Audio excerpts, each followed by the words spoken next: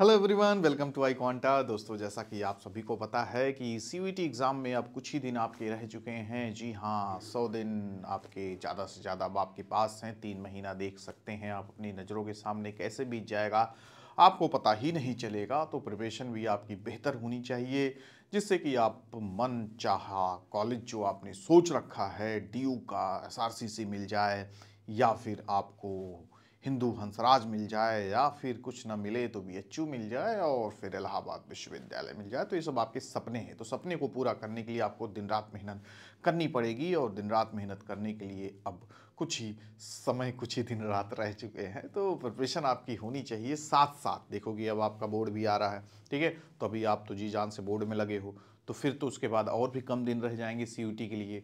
तो इसमें भी आप पैनिक बिल्कुल भी नहीं होना चाहिए। आपको क्यों नहीं होना चाहिए? क्योंकि आप देखोगे कि बोर्ड की प्रिपरेशन ही कहीं न कहीं आपको एक बेहतर स्थिति में ले जाएगी सीयूटी के लिए। क्योंकि जितना बेहतर आपका सीयूटी का प्रिपरेशन होगा, उतना ही बेहतर आपका क्या होगा, जितना बढ़िया बोर्ड में परफॉर्म करोगे, तो उसी हिसाब से आकलन समझ लेना कि आपका सीयूटी भी बढ़िया होगा। सिर्फ और सिर्फ सीयूटी के लिए ही आपको करना है तो बोर्ड भाई हल्के में ले लो, सीयूटी के लिए रात दिन रख जाओ। लेकिन देखोगे तो सिलेबस भी ऑलमोस्ट सेम ही है, ठीक है। आपका +2 लेवल का एनसीईआरटी पूरा वही है। कुछ चैप्टर्स आपके बोर्ड में नहीं है लेकिन सीयूटी में है। इस चीज़ को आप बिल्कुल भी मत भूलिएगा, ठीक है। कोई आपसे कहे बस बोर्ड वाला डिक्टो, तो देखोगे दोनों का सिलेबस में, क्योंकि क्या किया उसने, पूरा आपके एनसीईआरटी का सिलेबस रखा हुआ है सीयूटी में। बोर्ड में कुछ चैप्टर्स खत्म हो जाते हैं, देखते होगे आप। हिस्ट्री उठा के ले लो अपने, तो हिस्ट्री में देखोगे कि आपके 12 चैप्टर्स हैं, जबकि आपके बोर्ड में 12 हैं। तो वहाँ सीयूटी में आपके फुल 15 के 15 चैप्टर हैं। तो इस तरीके से आपको उन 3 चैप्टर्स को तो पढ़ना ही होगा। और कुछ बच्चे यही सोचेंगे कि इन 3 चैप्टर्स में बोर्ड में नहीं था, क्या पढ़ें। तो सीयूटी वाला भी बोर्ड वही पूछेगा जो आपने पढ़ा नहीं है। तो बिल्कुल भी हल्के में नहीं लेना है। जो चैप्टर नहीं है बोर्ड में, उसको तो ज़्यादा से ध्यान में रख के पढ़ना है। क्वेश्चन आएंगे, ठीक है, और आएंगे तो करना भी पड़ेगा। क्योंकि 1-2 नंबर, 4 नंबर्स देखो आपकी कितनी परसेंटाइल डाउन हो जाएगी, और आप जहाँ चाहते हैं वहाँ आपका एडमिशन भी नहीं हो पाएगा। तो बच तो सकते नहीं, पढ़ना है ही है। तो अभी से मेहनत से लग जाइए। बोर्ड और सीयूटी दोनों साथ साथ में इंटीग्रेटेड अप्रोच अपनाइए, ठीक है। देखो 90% आपका 95% वही सेम सिलेबस ही है, ठीक है। 1-2 चैप्टर्स में किसी में खत्म है, नहीं तो बोर्ड वाला कहीं कहीं देखोगे 100% सेम ही है। तो आपको ही मान के चलना है कि बोर्ड और ये दोनों सेम है। तो इस हिसाब से आपको पढ़ना है। यहाँ पे तो जो बोर्ड में तो क्या आ रहा है आपका एमसीक्यू प्लस, किसके हिसाब से क्वेश्चन आएंगे, आपके सब्जेक्टिव। लेकिन यहाँ पे पूरा सीयूटी में क्या आएगा, एमसीक्यू आने वाला है। तो एमसीक्यू के लिए भाई पूरा आपका कॉन्सेप्ट क्लियरिटी प्लस आपका फैक्चुअल भी इंफॉर्मेशन आपके पास बेहतर होनी चाहिए, और कॉन्सेप्ट भी आपके पास बेहतर होना चाहिए। क्योंकि दोनों बेस क्वेश्चन आते हैं, लेकिन रहेंगे एमसीक्यू में। तो एमसीक्यू में आपकी प्रिपरेशन उस तरीके से क्वेश्चंस को एलिमिनेट कर लो, कॉन्सेप्ट भी क्लियर रहे कि हाँ ये नहीं एकदम फैक्चुअल भी एक आध क्वेश्चन नहीं आता।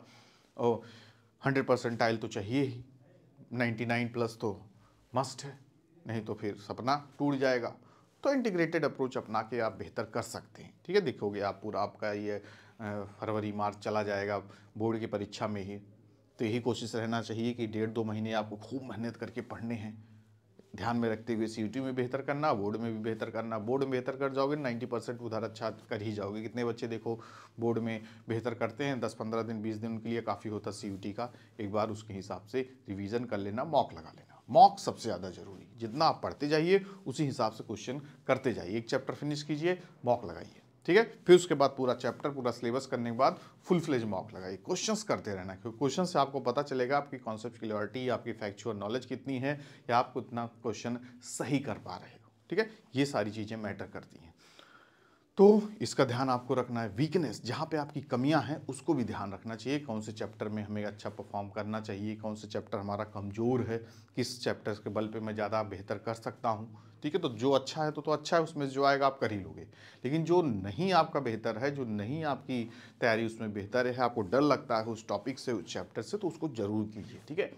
उसको जरूर कीजिए। क्यों? क्योंकि आपका क्वेश्चन कहीं से भी आ सकता है। इंटीग्रेटेड पूरी तैयारी भी आपकी होनी चाहिए, ठीक है। हर एक चैप्टर से आपके क्वेश्चन बन रहे हैं, ऐसा भी नहीं कि इस बार और परीक्षा है कहीं से भी आ सकता है, कुछ आपको पता नहीं है कहाँ से क्या पूछ ले, जो छोड़ा उसी में से पूछ लिया और फंस गए, गड़बड़ा जाएगा। तो बिल्कुल भी, और पीछा भी नहीं छूटने वाला। मान लो जो चैप्टर आपके बोर्ड में नहीं है, आप सोचोगे नहीं पढ़ेंगे, आगे क्वेश्चन पूछ लेगा तो मुगल कोर्ट से क्वेश्चन आ गया तो क्या करोगे?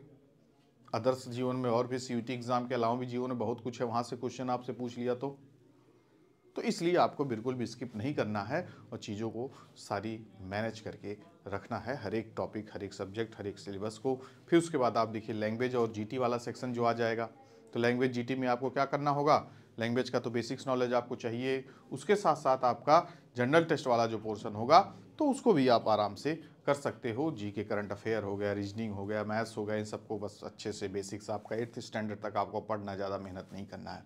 फिर उसके बाद नंबर आप क्वेश्चंस लगाइए, बस यही है आपकी बेहतर तैयारी। तो इसके लिए फाइनली अगर आप लगता है कि खुद बेहतर कर लेंगे तो बहुत अच्छी है, अगर आपको लगता है कि दिल पे हाथ रख के कि नहीं हो पाएगा, एक गाइडेंस, एक मेंटरशिप प्रोग्राम हमें चाहिए, साथ में कुछ ऐसे मेंटर्स रहें जो हमेशा आपको गाइड करते रहें, तो आई क्वांटा आपके लिए हाजिर है। आप विजिट कीजिए, सारे प्रोग्राम आपको, सारे courses, crash course, full fledge course, हर एक चीज़, चाहे जिस बैकग्राउंड से हो आप, आर्ट, ह्यूमैनिटीज़, साइंस से हो, तो सबके लिए कोर्सेस अवेलेबल है। अब नेक्स्ट ईयर की तरह आप भी बच्चों की तरह यहाँ पे फ़ोटो आपका आएगा और आप भी 100% ला के नाम रोशन करेंगे अपना, ठीक है। तो फिलहाल आपके लिए बहुत ही इन्फॉर्मेटिव वीडियो रहने वाली है ये, और जुड़िए हमारे साथ, मेंटर्स हमारे साथ हैं, और चैनल को ज़्यादा से ज़्यादा सब्सक्राइब, लाइक करके रखें ताकि आने वाले समय में आपको सारी इन्फॉर्मेशन, वीडियोज़ वगैरह, क्लासेस वगैरह मिलती रहें। Thank you to all of you, good luck, take care.